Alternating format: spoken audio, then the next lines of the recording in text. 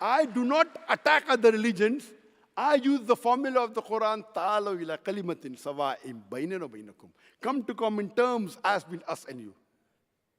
So when I talk about similarities between Islam and Hinduism, Islam and Christianity, the people can't digest it. People are coming close to the deen. When I talk about the Quran, which is the global necessity, they fall in love with the Quran.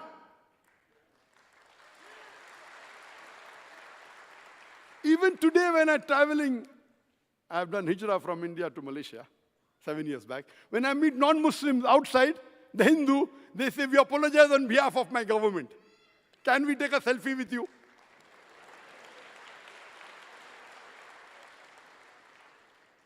Some Muslim may get scared to take photo. But the non-Muslims, they want to take photo with me. Talking about the Indians. So what they do, when they cannot attack the Quran, they lay allegations against the Quran. And I've given a talk on Islam, the solution to the problems of humanity, and how they malign using media. Time will not permit me to go in details. But as I said, Quran has the solution for terrorism and murder.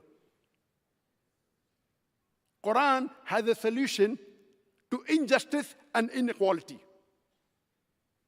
Allah says in Surah Nisa, chapter 4, verse number 135, Ya ayyuhalladhina amanu, O you believe, stand out for truth as witness to Allah subhanahu wa ta'ala, even if it be against yourself, against your parents, against the rich or poor. Allah says when you have to be witness, always stand for truth, even if it be against you. Even if it be against your parents or your relatives. Even if it's against the rich and the poor. When I read this verse, in the beginning of my dawah life, I could understand the Quran saying, if it be against yourself, okay, fine. If it's against your parents, against the rich, what does Quran mean by against the poor? Why would someone give falsehood for being against the poor? Against the rich, yes, we benefit, he may give you money. The parents may benefit us. But what does the Quran mean by saying against the poor? What does Allah mean that for the haqq, you have to be on the irrespective rich or poor? You cannot say, oh, the man is poor man. If I give witness against him, he'll lose his job. Even if he's poor, you cannot. That is Allah's prerogative. If you have to give witness, if he's done a crime, you have to give witness against him. You cannot say, I've seen him robbing, but if I give witness, he will lose his job, so I will give a false witness. So you have to be on the haqq, whether the person is rich or poor. This will remove the inequality and injustice. Quran has the solution to the problem of alcoholism and drug addiction. Allah says in the Quran in Surah Ma'idah chapter 5 verse number 90, Ya ayyuhalladhina amanu, O you believe, innamal khamru wal maisiru, most certainly intoxicants and gambling. وَأَنْزَابُ وَالْأَصْلَامُ, dedication of stones, divination of arrows, رِجْسٌ مِّنْ عَمَلِ الشَّيْطَانِ, these are Satan's handiwork. فَاجْتَنِبُوا لَعَلَّكُمْ تُفْلِحُونَ, abstain from the handiwork that you may prosper.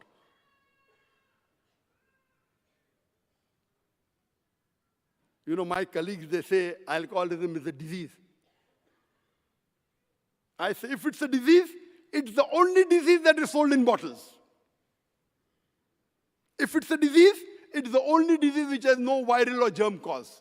If it's a disease, it's the only disease that advertised in the newspapers and channels. It's the only disease that gets a revenue for the government. It's the only disease that causes violent deaths on the highway. It's the only disease that disrupts the family. Allah gives the answer. It's not a disease.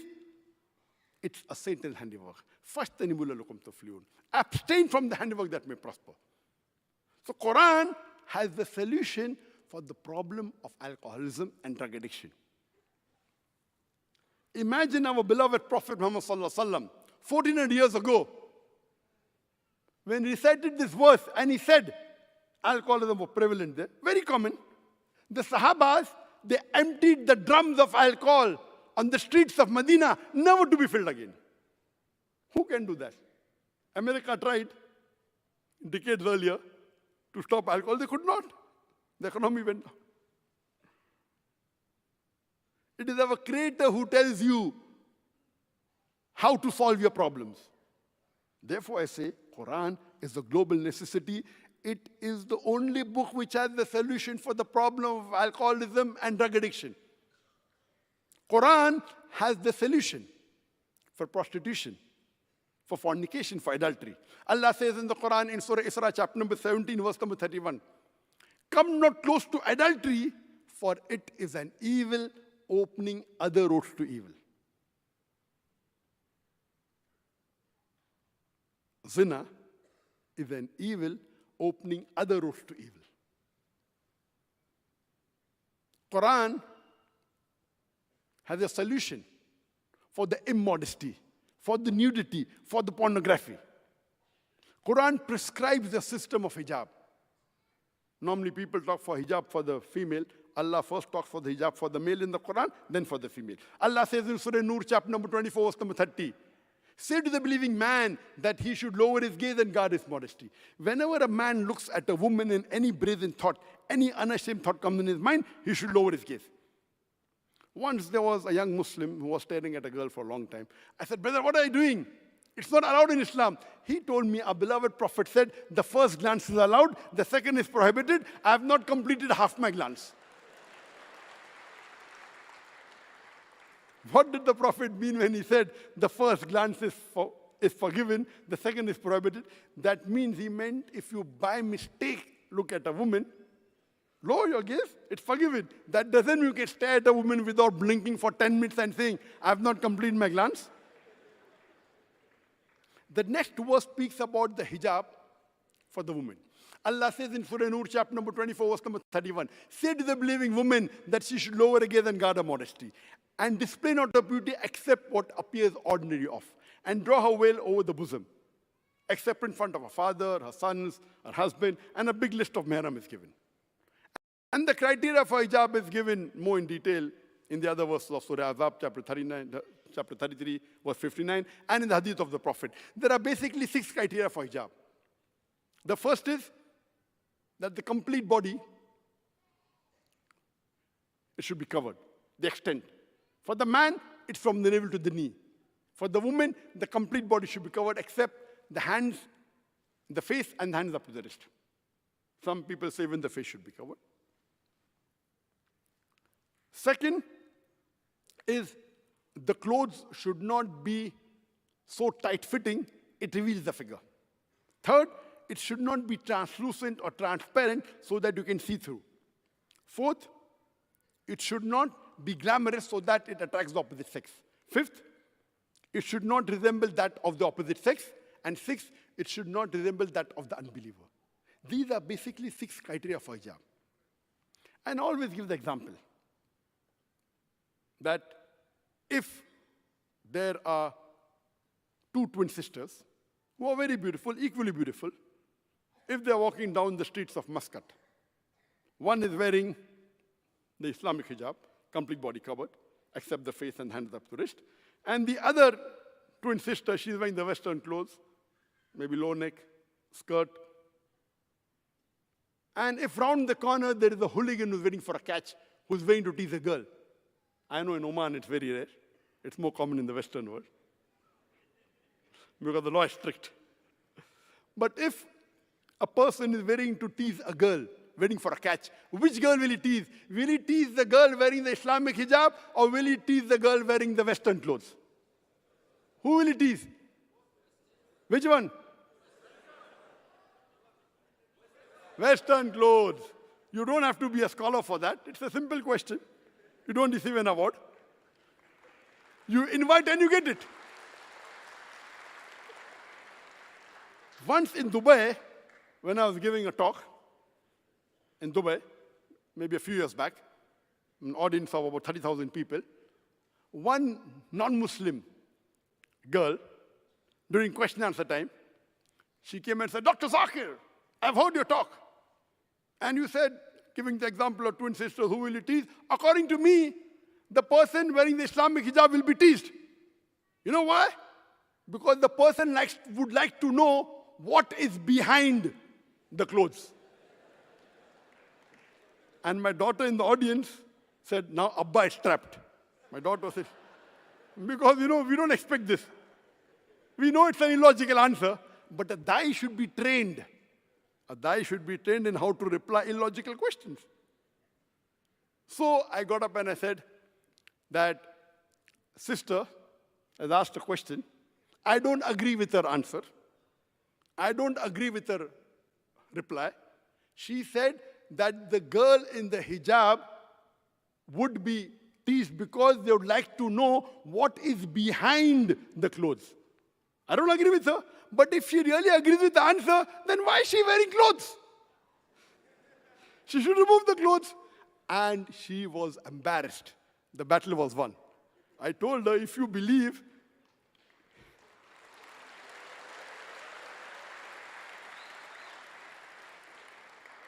believe me, I've been in the field of dawah for, mashallah, more than 30 years. This is the first time after 23, 25 years, somebody is posing me this question. I was shocked, but Allah helps us. So, she was so embarrassed that she walked away because she knew she was giving a wrong reply. I said, if you really believe in this, why are you wearing clothes? Do you want to be teased? So Islam has the solution to the problem of nudity, to the problem of pornography, to the problem of obscenity. Today we have, in most of the ads, we have ladies. Why?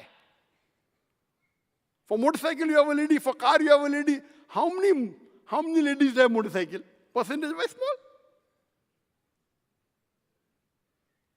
They want to sell our daughters. They want to sell our mothers. In a very famous ad, I was told in a very famous BMW ad, there's a lady who's standing in front of the car in the bikinis, and the ad reads, "Test drive her now." Who? The girl or the car? What is the Western world doing? They are selling our daughters, they are selling their mothers, they are selling their sisters. Islam prohibits making a wanton show of the female. We love our daughters, our mothers, our wives. We respect them. That's the reason we care for them. They asked me the question, why should a woman require a mahram? I said, why does your president require so many guards? Your president requires guards, our women require mahram. So every question has a reply. And the solution to the problems of humanity is in the glorious Quran. Therefore, I say it is a global necessity.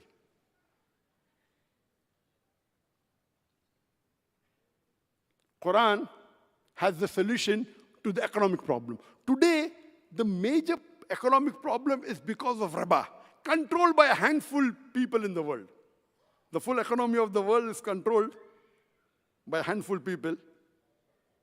Rockefeller, I don't want to name them. They control the banking system, riba. Quran has a solution for riba. Allah says in the Quran in Surah Baqarah, chapter number 2, verse number 278 and 279, if you give up not your demands of riba, demands of interest, take notice of a war from Allah and His Rasul. Allah says, if you give up not your demands of riba, Allah and His Rasul will wage a war against you. Now, who has the courage? Who has the guts? Who has the ability to fight with Allah and His Rasul? Riba is the 12th major sin according to Imam al-Dhahabi in his book of Qabair. It is a problem for many. It is the biggest problem of many things in this world. Financing gambling dens, financing alcohol. It makes a rich man more rich and a poor man more poor. I've given a talk on interest-free economy promulgated by the Quran. Time will not permit. But Quran has a solution to the economic problem of the world by eliminating riba. Quran has a problem of corruption. Allah says in the Quran in Surah Baqarah, chapter number 2, verse number 188, that use not your wealth as bait for judges in order that you may eat other people's wealth. Bribing and corruption is haram in Islam. Therefore, I say that Quran is a global necessity. Quran has the solution to the problems of humanity. Because Quran is a book written by Creator who's the only one who can give the best solution for humanity, for the human problems. Quran is a global necessity because it has the solution to the problem of racism, the problem of terrorism, the problem of inequality and injustice. Quran is a global necessity because it has the solution for alcoholism and drug addiction. It has the solution for the prostitution, fornication, adultery. It has the solution for immodesty, for nudity and pornography. It has the solution for the economic problems. It has the solution to the corruption in this world.